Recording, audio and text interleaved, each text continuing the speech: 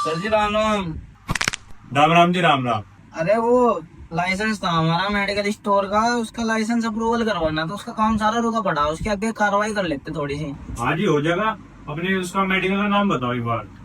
Shekhar medical store. ठीक है sir, ये तो पूरा हो जाएगा, पर हमें ना 3 से 4 क्वेश्चन पूछने पड़ेंगे आपसे।